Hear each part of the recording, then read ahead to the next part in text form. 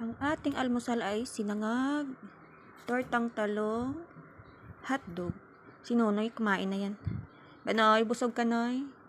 Very good eh. Ikaw ko sa kalo-kalo. Hotdog. Pila hotdog yung kao mo? 3, 4? 4? Yeah, yes, good ka na.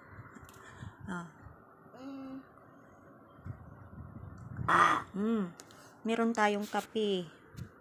Kanina puno pa yung kape.